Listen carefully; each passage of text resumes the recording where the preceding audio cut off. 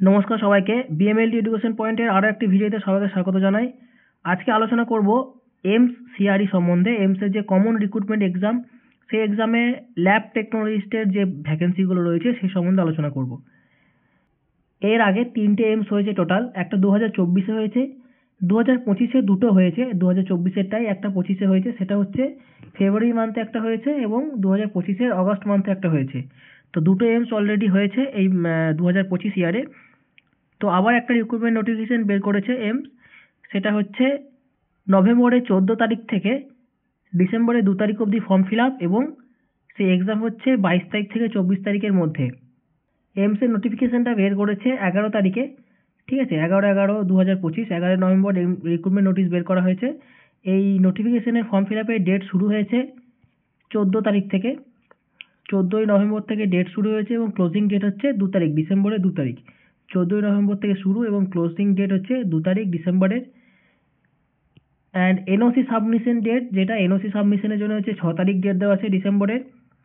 এবং application acceptance date যেটা, সেটা দেওয়া হয়েছে 8/12/2025। এবং এক্সামের ডেট হচ্ছে 22 তারিখ থেকে 24 তারিখের মধ্যে, টেন্টেটিভ কিন্তু, হ্যাঁ টেন্টেটিভ, এটা কিন্তু চেঞ্জ হতে পারে, টেন্টেটিভ মানে চেঞ্জ হতেও পারে, তবে 22 তারিখ থেকে 24 তারিখের মধ্যে এক্সাম হওয়ার চান্স রয়েছে। এবং স্কিল টেস্টের যে ডেট, সেটা কিন্তু টু বি নোটিফাইড লেটার, সেটা পরে এক্সাম শেষ হওয়ার পরে সেটা নোটিফাইড করা হবে। তো এই বছরে আবার এইমসের সে সিআরই এক্সামটা, সেটা অনেকটা তাড়াতাড়ি চলে এলো।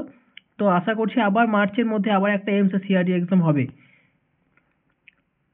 তো আজকে শুধুমাত্র আলোচনা করব যে ল্যাব টেকনোলজিস্টে যেসব ভ্যাকেন্সিগুলো রয়েছে সেই সম্বন্ধে, এবং তার কী কী ক্রাইটেরিয়া, কী এক্সামের জন্য কী কী এক্সপিরিয়েন্স বা কী কোয়ালিফিকেশন এবং কতগুলো ভ্যাকেন্সি রয়েছে সেই সম্বন্ধে আলোচনা করব।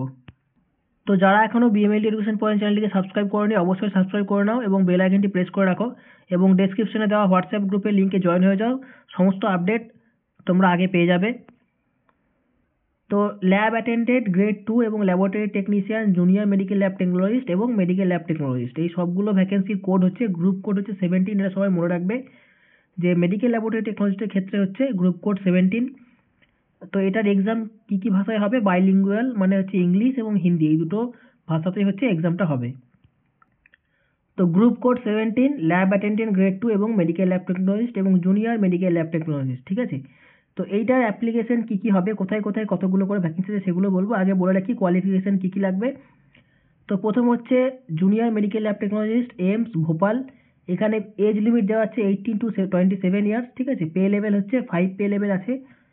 কোয়ালিফিকেশন এসেন্সিয়াল কি 10+2 with science subjects, physics, chemistry and biology বা বায়োটেকনোলজি, এবং 2 ইয়ার্স রেগুলার ডিপ্লোমা, মানে রেগুলার ডিপ্লোমা করতে হবে, মানে ডিএমএলটি, অথবা কি দেওয়া আছে তার সাথে ডিএমএলটি হলে কিন্তু এক্সপিরিয়েন্স লাগবে। ডিএমএলটি হলে কি বলেছে, 1 year relevant experience in a laboratory attached with a hospital having minimum 100 beds, তাহলে 100 বেড হসপিটালে কিন্তু 1 ইয়ারের এক্সপিরিয়েন্স লাগবে যদি ডিএমএলটি হয়। আর যদি বিএমএলটি হয় তাহলে 10+2 with science subjects, physics, chemistry and biology বা বায়োটেকনোলজি, এবং তার সাথে হচ্ছে BSc in medical lab technology, bachelor থাকলেই হবে, কোনো এক্সপিরিয়েন্স লাগবে না। এরপর হচ্ছে জুনিয়র মেডিকেল টেকনোলজিস্ট, এইমস বিলাসপুরে। এটাও এজ লেভেল একই, বিটুইন হচ্ছে 18 to 27 ইয়ার্স। এটাও পে লেভেল হচ্ছে 5th পে লেভেল। এর কোয়ালিফিকেশনও সেম দিয়েছে যে 10+2 উইথ সায়েন্স, এবং যদি ডিএমএলটি করো তাহলে হচ্ছে 1 ইয়ার এক্সপিরিয়েন্স, আর বিএমএলটি করলে কোনো রকম এক্সপিরিয়েন্স লাগবে না।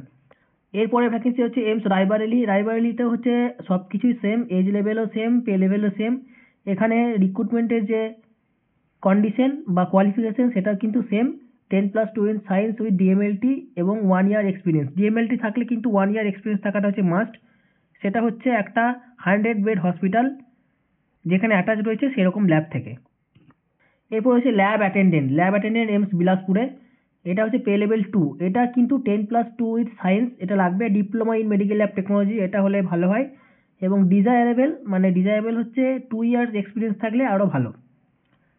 এরপর হচ্ছে ল্যাব অ্যাটেন্ডেন্ট এইমস মঙ্গলাগিরি। এখানেও সেম 18 to 27, পে লেভেল 2, এবং এসেন্সিয়াল হচ্ছে কিন্তু same 10+2 with science and diploma. আর ডিজায়ারেবল মানে এটা দরকার, যদি থাকে খুব ভালো হয়, সেটা হচ্ছে 2 years experience in relevant field. এরপরে ল্যাব অ্যাটেন্ডেন্ট গ্রেড 2 এইমস ভুবনেশ্বরে। এটাও সেম কন্ডিশন, ঠিক আছে, একই কন্ডিশন। তারপরেও এইমস নাগপুরেও রয়েছে, সেখানেও সেম কন্ডিশন।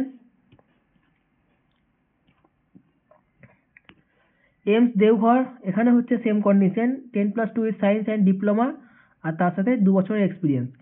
এবার ল্যাব টেকনিশিয়ান এমস ভাটিন্ডা এখানে হচ্ছে কিন্তু পে লেভেল 5, এটা কিন্তু পে লেভেল 2 না, পে লেভেল 5 এবং এজ হচ্ছে বিটুইন 21 to 30 মানে 21 বছর থেকে 30 বছর অবধি।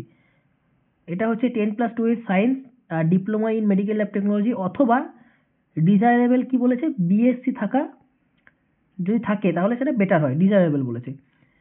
এরপর হচ্ছে মঙ্গলাগিরিতে ল্যাব টেকনিশিয়ান, এটা হচ্ছে এজ লিমিট 21 থেকে 30, পে লেভেল 5, এখানেও সেম এক্সপিরিয়েন্স ক্যাটাগরি।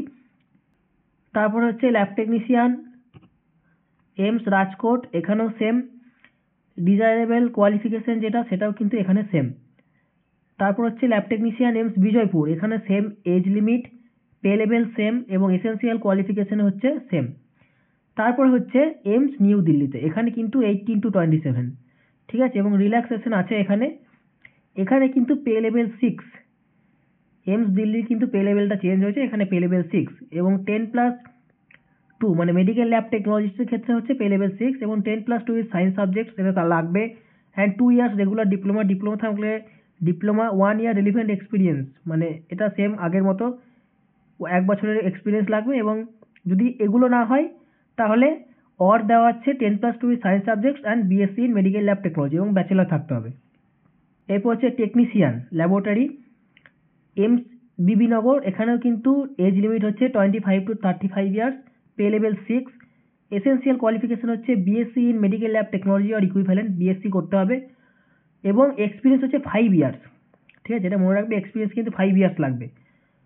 আর যদি ডিপ্লোমা থাকে তাহলে কিন্তু এক্সপিরিয়েন্স হচ্ছে 8 ইয়ার্স। এরপর হচ্ছে টেকনিশিয়ান ল্যাবরেটরি এমস মঙ্গলাগিরি, এখানে এজ লিমিট 25 থেকে 35, পে লেভেল 6, এসেন্সিয়াল কোয়ালিফিকেশন হচ্ছে BSc in medical lab technology আর ইকুইভ্যালেন্ট উইথ 5 ইয়ার্স এক্সপিরিয়েন্স, আগেরটার মতনই, এবং তার সাথে অর দিয়ে দেওয়া আছে হচ্ছে diploma and 8 years experience.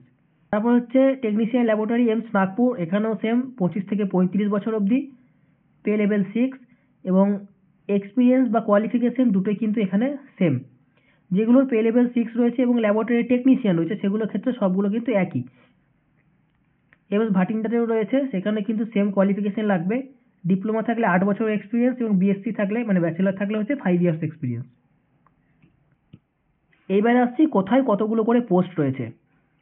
Post কতগুলো করে রয়েছে, medical junior medical lab technologist যেটা এমস ভোপালে হয়েছে, জেনারেলের ক্ষেত্রে 2টো এবং টোটাল 2টোই। এরপর রয়েছে junior medical lab technologist, junior medical lab technologist কোথায়, এমস বিলাসপুরে, এখানে কিন্তু জেনারেলের 2টো, ওবিসির 1টা এবং এই 2টো মিলিয়ে হচ্ছে টোটাল 3টে। আর তার সাথে পিডাব্লিউডি হচ্ছে 1টা এবং পিডাব্লিউডি টাইপ ইউআর মানে জেনারেলের ক্ষেত্রে পিডাব্লিউডি হলে 1টা। Junior medical lab technologist AIIMS Raebareli, এখানে হচ্ছে সব থেকে বেশি রয়েছে দেখছি 19টা ভ্যাকেন্সি জেনারেলের ক্ষেত্রে, 3টে ইডাব্লিউএস, 10টা হচ্ছে ওবিসি, 5টা এসসি এবং 3টে হচ্ছে এসটি, টোটাল 40টা।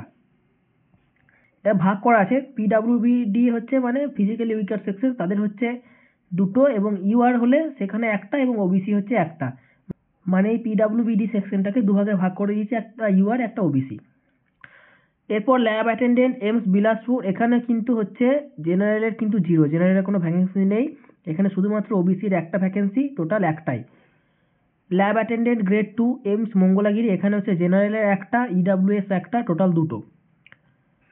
ল্যাব অ্যাটেন্ডেন্ট হচ্ছে এমস নাগপুরের ক্ষেত্রে হচ্ছে টোটাল জেনারেলের 1টা এবং ওই 1টা ভ্যাকেন্সি। ল্যাব টেকনিশিয়ান ভাটিন্ডা, সেখানে হচ্ছে জেনারেলের ক্ষেত্রে 1টা।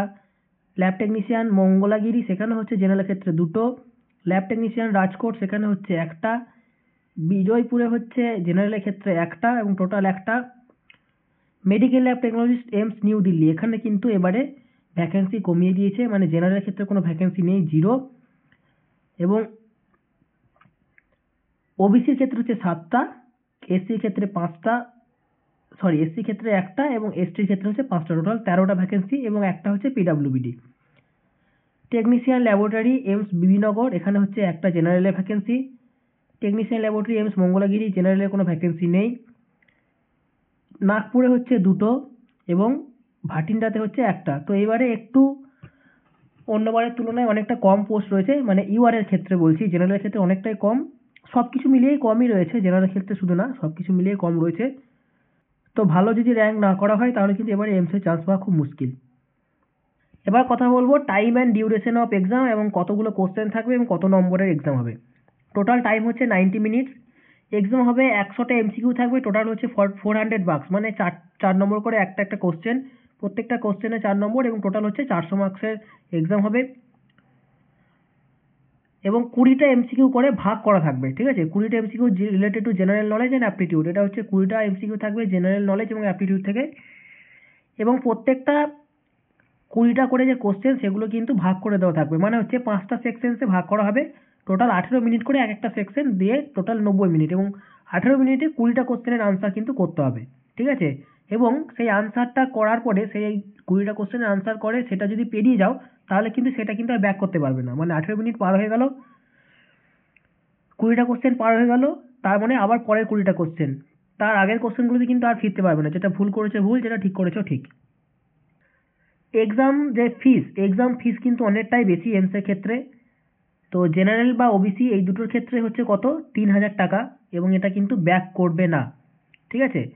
এবং এসসি এসটিদের ক্ষেত্রে সেটা হচ্ছে কত, এসসি এসটি এবং ইডাব্লিউএস এর ক্ষেত্রে 2400 টাকা, এবং পার্সনস উইথ ডিসএবিলিটিস মানে পিডাব্লিউডি তাদের হচ্ছে এক্সেমটেড, তাদের কিন্তু লাগবে না, ঠিক আছে? তো এখানে কিন্তু প্রসেস রয়েছে ডেবিট কার্ড, ক্রেডিট কার্ড বা ইউপিআই, নেট ব্যাঙ্কিং, এগুলো সবের মাধ্যমে তোমরা কিন্তু পেমেন্ট করতে পারো। বাট ফিস হচ্ছে 3000 টাকা জেনারেল বা ওবিসির দুটোর ক্ষেত্রেই, এবং এসসি এসটি এবং ইডাব্লিউএস এর ক্ষেত্রে হচ্ছে 2400 টাকা।